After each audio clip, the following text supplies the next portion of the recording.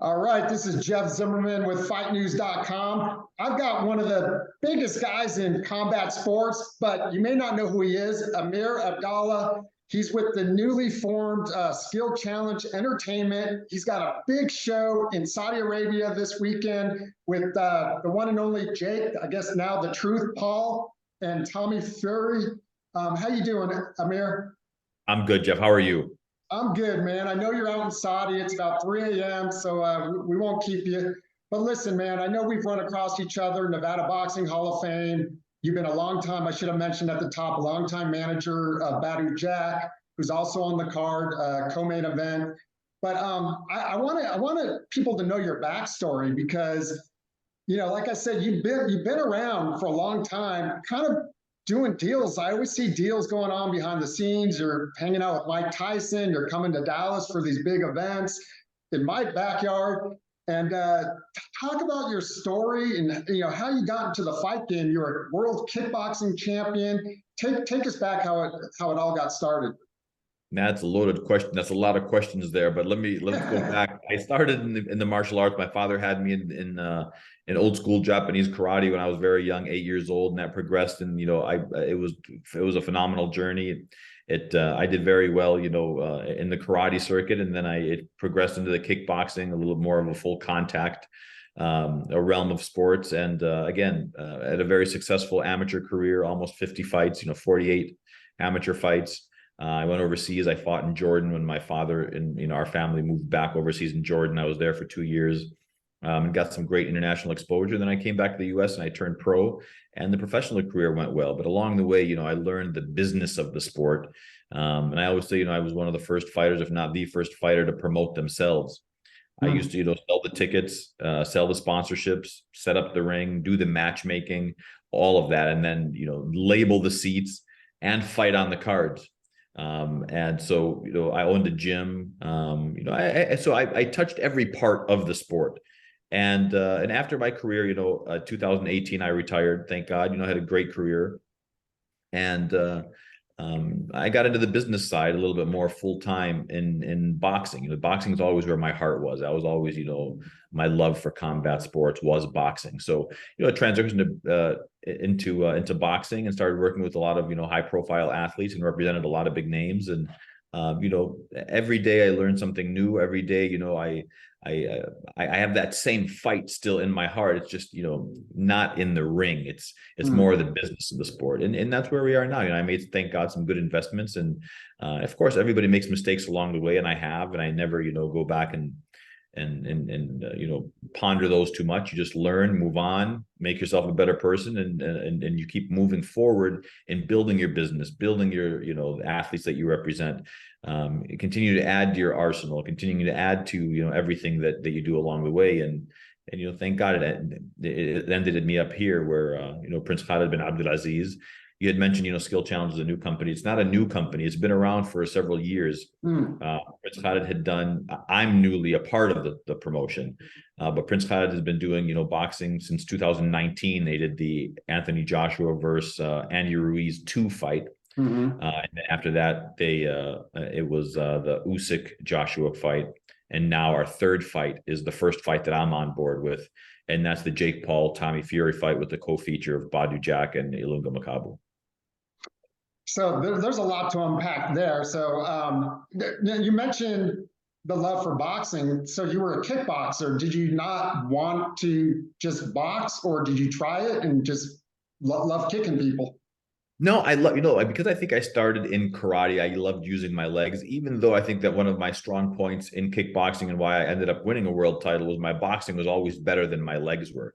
But I still loved using, I still loved kicking. And, I had, thank God I did very well with that. Somebody asked me the other day, they said, what was your biggest regret in your career? And I think what it was is, I wish I would have taken all of, my aspirations and all of, my physical abilities and my love for the sport. And I wish I would have transitioned into boxing. I wish my career would have transitioned. And I had the opportunity to do it and I just didn't for whatever reason. But listen, it is what it is. I'm here now and, it's always been a big passion of mine, and it's been the passion of mine. You mentioned Badou, and I talked to you guys. I interviewed him last time you guys were in Saudi, and he had a tough fight. Up there in his 30s, but I know he wants to win another title, and he's fighting for a cruiserweight title against Makabu. How did you and Badou hook up? I know you both are in Vegas now, but where did that relationship start? Yeah, it was actually, we were both training at Floyd's gym at the Mayweather Boxing Club in Las Vegas. He was getting ready for a fight. I was getting ready for a title defense also. And we were in the gym, we always passed by, and we were, both as Muslims, we used to always, give each other the greeting, the Muslim greeting, the salam, when we used to pass by. And then, as my career was winding down, and him and I started developing a better relationship, and we were talking about some business things, and some of the guys that I was working with, he had known about, and he said, would you ever, consider working with me also? I said, Badou, that would be my honor. And he was the biggest name that I was working with. Badou will always be my first love for combat sports at that big of a level, because he was very easy to work with. He listens. We have a great relationship. I think the most important thing to me, though, is he is a great man.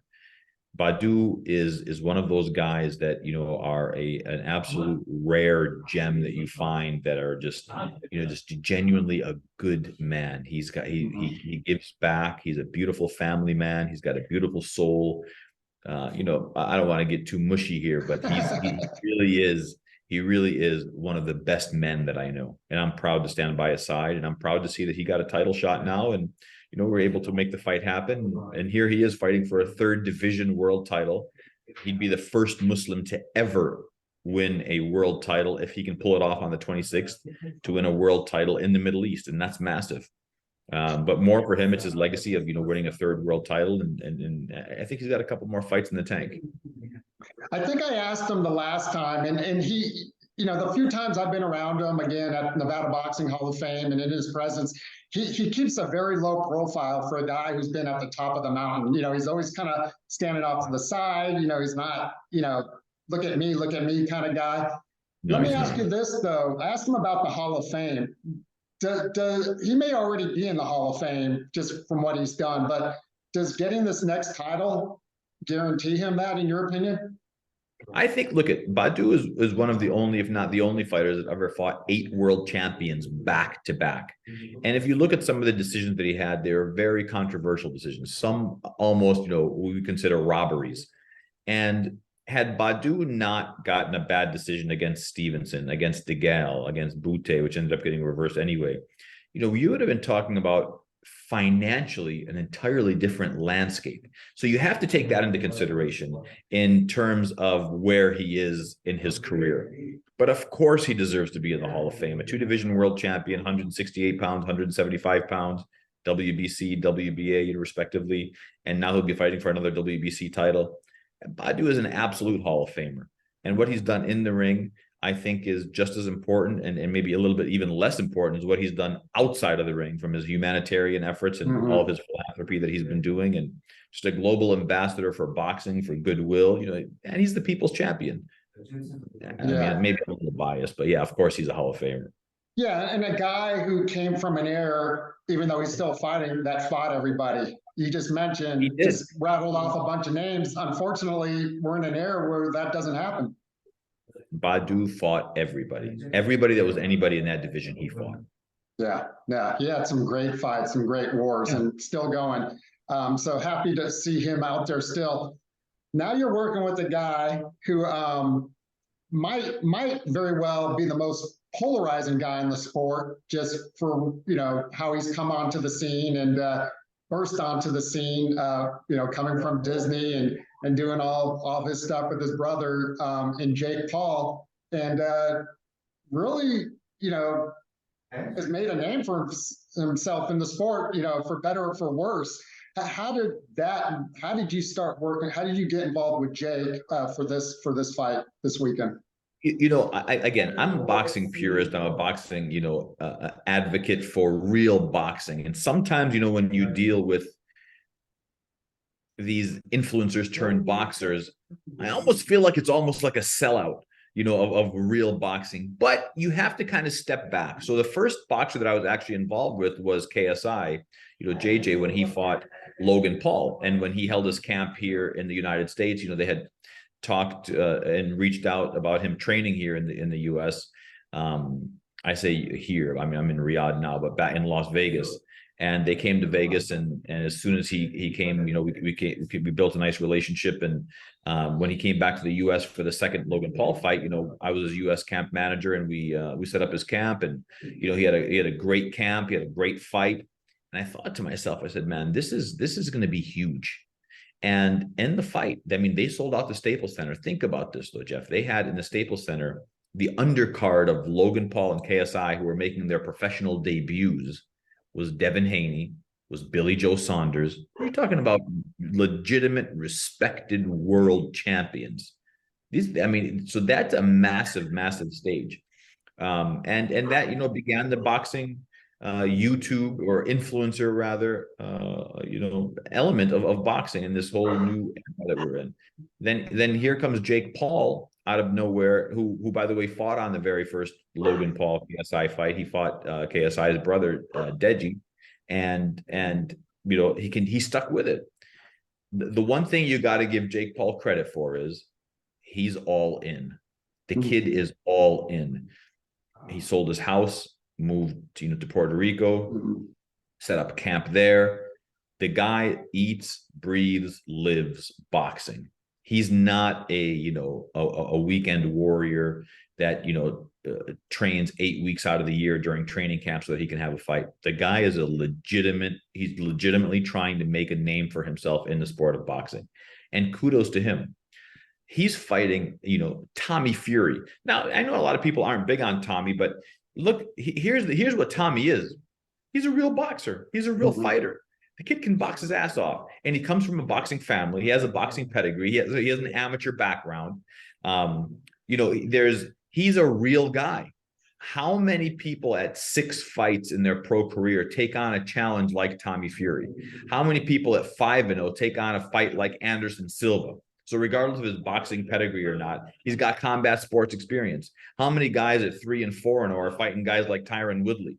You just don't do it. So I know a lot of people are hating on him, and they're saying he's not fighting real guys. Look at the first 10 guys that any legitimate world champion has, and compare him to the guys that Jake fought. There's an argument to be made there. And I know it's tough for a boxing purist to say this guy's good for the sport, but listen, he is good for the sport. He does bring a whole new set of eyeballs to the game. He does rejuvenate the whole fight game, and he gives you that Floyd Mayweather effect, which is I'm going to watch him lose, right? Like Floyd used to say, most people pay to watch me lose. Some pay to watch me win, but they all pay. And that's exactly what's happening is these guys are paying to watch Jake Paul lose. And he took a page out of that book, and it's great. The Tommy Fury fight fell through a couple of times. We were able to, secure the fight, and Prince Khalid bin Abdulaziz, who is the founder and chairman of Skill Challenge, said to me, he goes, Amer, I want you to make that fight. And initially I told him, I said, Prince, Your Highness, I said, I'd rather not make the Tommy Fury fight because I'm afraid of what's going to happen. And he said, look, if we're going to do a Jake Paul fight, I want him to fight a real guy. Tommy Fury's the fight to make. And we ended up making the fight. And here we are now. And I think it's going to be the biggest fight ever. And now we call it a hybrid card, because you got Badou Jack on it also, which is a legitimate fight in itself. Right. You talk about Jake, and listen, I'm probably come from the same era as you, boxing fan my whole life, grew up with the Sugar Rays, the Roberto Durans, the Hitman, Hagglers, et cetera, the Four Kings. But you can't not, you can, but to see what he's been doing, his training, and like you said, being all in, it is something to behold. And a lot of people didn't think he was going to get through Ben Askren. So, right. Then he fights Tyron Woodley, like you said, who's a striker, puts him to sleep. So, listen, you're right. He is kind of that train wreck that people are looking to see, kind of that Floyd Mayweather. Absolutely. But, we'll see what happens. Yeah, I'll tell you what, it's an intriguing fight. And that's what boxing all about is, right? That's what the promotions are all about, is for the fans to be intrigued enough to watch. And the fact that the 2 fights have fallen through gives you even more reason that you want to watch it. How is he to work with? I've seen some pretty good interviews with him, and I've seen him on like Jim Rome. Yeah, I've heard him on Jim Rome and different outlets. The last couple of years, he seems like a genuinely good guy. He's just a great promoter. I used to detest Jake Paul, and I told him that. He's got a great team around him. I don't think Jake could have chosen a better business partner and co-founder of MVP Promotions in Nikisa Bedarian, a guy that genuinely looks out for him. I say this, with utmost respect. I think Nikisa taught Jake the business of boxing. And, as I know, he was at a big position in the UFC, so he understands the fight game. And he kind of, showed Jake the ropes and helped him make that transition from, a Disney kid to an influencer, a content creator, to a legitimate fighter, to now a legitimate fighter that is deserving respect from a lot of the big names. I think along that path, he got taken under the wing of Nikisa to kind of guide him to the ABCs of the promotion. And then Jake spells his own words, but at least he has somebody to teach him the fundamentals. But I said all of that to say, to work with, they have been an absolute pleasure. I don't think I've ever worked with a team that's so easy to make these fights happen. The fight in itself, the negotiation took very little time. There were a couple of terms that we agreed to that, we had a little bit of a bumpy road, but it wasn't anything major by any means. He made, and he over delivered on all of the deliverables that we had asked for publicity wise. He came to a press conference during 2 weeks before the fight. He broke camp to come, and bottom line is, he's great to work with. He's a professional. He takes this serious, and this is his business, his legacy. He understands that. And I'll tell you what, man, I told you I hated this kid when he first started. Here I am today telling you I am a big Jake Paul fan. I am. What did he say to you? Because you wouldn't be the first person to probably tell him that, but what did he say to you, Amer? Jake's a very confident guy. And one of the things that I loved about him, and even when I was training fighters, I used to always say, a cocky fighter is going to be a good fighter. You don't want your guy to always be shy. And he would, he's still, to me, I'm 45 years old, so I call him a kid. Like, I could legitimately be old enough to be his father. And he's a kid, and he's bashful, believe it or not. He's shy because he has that element of respect also. So he just smiles and just kind of nods his head, and he's not that guy that's going to be an abrasive asshole, disrespectful to you. He's not that guy.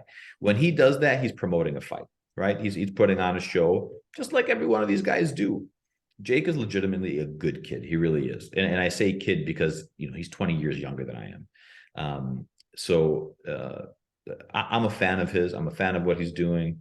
I'm a fan of MVP. I'm a fan of them signing, talent like Amanda Serrano, and look at the amazing things that she's doing in women's boxing. I'm a fan of them signing young and upcoming talent like Ashton Sylvie, who we wanted to have on the card, but unfortunately, it didn't work out. I'm a fan of them signing. There's another female that fought, that girl's just knocking everybody out. I'm a fan of what they're doing for the sport. I really am. And, along the way, he has controversy and he has, issues with people, and that's his own thing. I don't take a position on what he talks about when he has, those spats online with, other promoters or other fighters.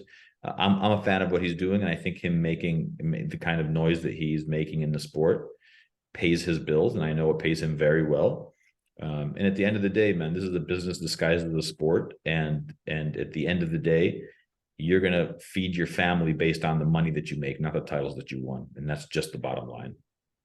Yeah, and to hear you say it's a business, I mean, him and Dana White have had one of those big feuds, and now his brother's new energy drink is the energy drink of the UFC. So it's a business. It is a business. And look at the conglomerate. Look at this amazing entity that Dana White built. And you got to give the guy so much credit for it. Was out of the box. It was different. Everything that Dana has done or did at that time. Look, the majority of the states banned ultimate fighting. Mm-hmm. And it was almost like, human cockfighting, where it was, this big taboo. Dana came, he regulated it, he put the right marketing behind it, and he was hated on during that time. But now look at his fan base. Now he's the biggest promoter and the best promoter, arguably, that has ever lived in combat sports, because he took something so new. So he didn't take boxing, he took the new sport. Dana White took a new sport and he evolved it into something that is now a household name. People don't say, I trained mixed martial arts. They say, I train UFC, right? Like, he's branded that element of the sport. So along that way, he got a lot of hatred, flack, disbelief in him. And Jake Paul is doing that in his own path. All these trailblazers, all these pioneers have to endure that path. And Jake is doing that. He's that YouTube kid. He's that Disney kid that's now becoming a pro fighter, talking his talk, and he's walking that walk. But I'm telling you something. Sunday, February 26th, this kid has his hands full. Tommy's coming to fight. I mean, I can't disclose too much, but tonight, I had dinner with John Fury, Tommy Fury, and of course, we were guests of His Royal Highness, Prince Khalid bin Abdulaziz, who welcomed him. This kid is confident. He's sharp. He's not coming to lay down. Jake has got a fight on his hands. If Jake beats Tommy Fury February 26th, Sunday, he has to be considered a legitimate guy. He has to be. Nobody can say anything other than that. Well, that was going to be my next question. Does he'll never quiet the critics, not at this stage, but at least maybe silence some of those critics. So you think a win against Tommy silences many of those critics? Let me ask you this. Did Floyd Mayweather ever silence critics?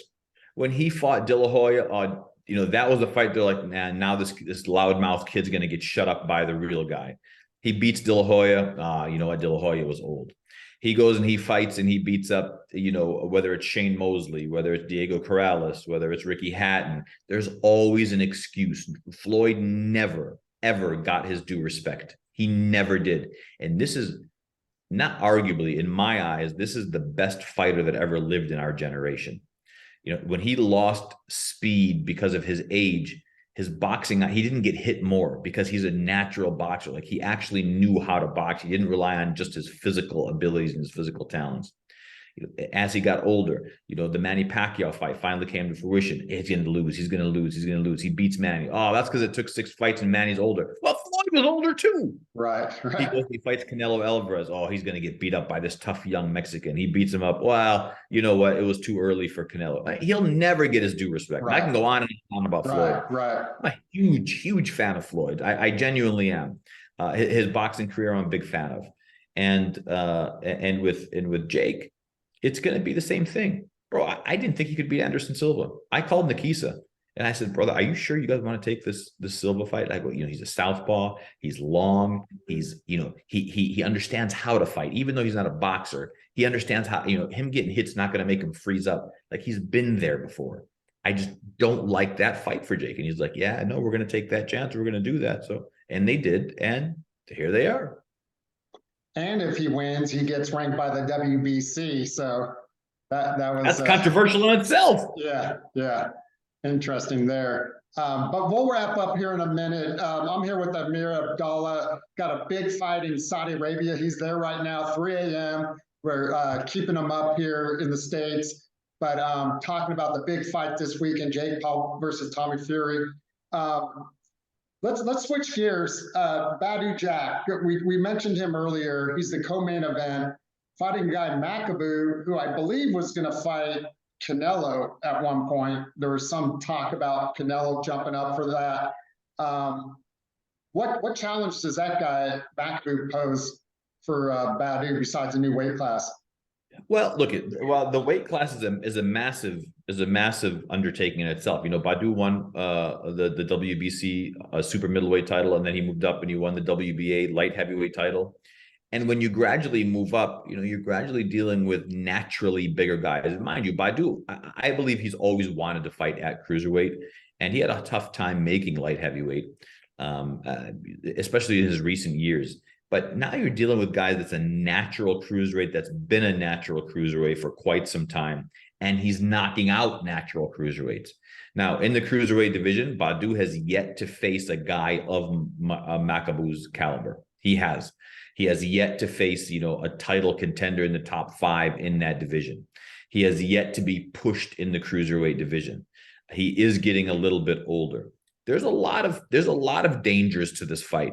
But at the end of the day, Badou Jack is also a very intelligent fighter. He's a very young fighter in the way that he moves. He has not taken a lot of punishment in his career. I mean, I know you think back of the big cut, but he's enough. Yeah. It was more this way. Yeah, that's right. Yeah. He's healthy. He's never ever abused his body in terms of alcohol and drugs and any of that. He lives a very, very, humble, clean lifestyle. So, and I think that attributes a lot to boxing. And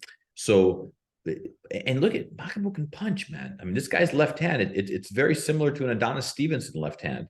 Badou's been successful against southpaws and southpaws that can punch.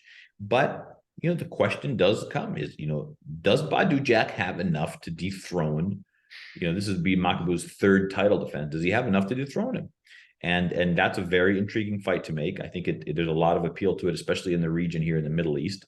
And most importantly, Prince Khalid said, I want to have this fight here and I want to give Badou that opportunity. And I'd like to bring Makabu here and let's make the title defense here. And here we are. That's great. I'm excited to see what he does on that fight. So Amer, what is the long-term goal in Saudi? I mean, there's so, as you know, there's so many big fights that just aren't getting made. You mentioned the fights, AJ and Ruiz II, the Usyk fight with AJ. Could we, now you're hosting, Tommy Fury and his dad, can there be Fury and Usyk for undisputed heavyweight? I don't know if there's enough money for like a Spence Crawford, are you guys is the goal to get as many of the big fights over to Saudi, or what's the strategy behind this? That's a great question, Jeff. Let me tell you something. This is one of the reasons that, of course, I joined a skill challenge. First of all, I have, genuine belief and unparalleled belief in the vision of Prince Khalid bin Abdulaziz. He loves boxing. What he doesn't love are the politics that surround boxing. He wants to put on the biggest fights, the best fights with the best fighters for the fans to see. That's what he wants to deliver. And he can deliver that. And he has delivered that. We're not tied to any network. We're not tied to any promoter. We are, an events promotion company that is putting on the biggest and best fights for the fans to see. And he's going to announce something in this next week that's going to change the face of boxing, with his initiatives, with his vision and what he's looking to do. And I think every single promoter that wants the best for boxing, I'll say that again, every promoter that truly wants the best for boxing will welcome this initiative and welcome this vision of Prince Khalid into boxing and being able to put on these best fights. And he's more than happy to put, his money where his vision is. And he'll pay for the right fights to make the biggest fights and the best fights. And, of course, it's all calculated, but that's what his vision is to put on these amazing fights. And I think it's going to be a phenomenal, phenomenal adventure. I think it's going to be a great chapter in the history of boxing. And it's going to be based right out of here in the Kingdom of Saudi Arabia. And I couldn't be more humbled and proud to be a part of it. And this announcement will come in the next week, Amer? Yeah. I mean, I believe, I can't talk about what he's going to do or how he's going to do it. Prince Khalid is a very decisive man. He's a military man. As a former fighter himself, he loves the sport of boxing. So, you never tell a fighter what to do, and certainly you never tell a prince what to do. We all, follow that direction, and I know what his beliefs are and what his vision are, and I believe that this week he's going to make that announcement of what he's looking to do. All right. Well, I think that's some potential breaking news there. We didn't quite get what that is, but some good things for boxing. So we'll wrap it up there. Amer Abdallah, again, running the Skill Challenge Entertainment Group out of Saudi Arabia, working with the Prince over there, looking to do the biggest and baddest fights, which is, I think, music to the boxing fans' ears. We're all, this generation, everybody's waiting for all the big fights to take place. You got a big fight this Sunday on ESPN Plus pay-per-view, February 26th. Jake Paul versus Tommy Fury. Can't wait for that, Amer. I appreciate the time. I know the scheduling is a little bit complicated out there from the States, but man, it's great to see you on screen. Hope to see you again live soon. And best of luck this weekend and in the future. I appreciate it so much, Jeff. Great job. Keep doing what you guys are doing and keep getting that news out there and all your support with boxing. Thank you for all you do also. Thanks, man. Good luck. All right. Take care, brother.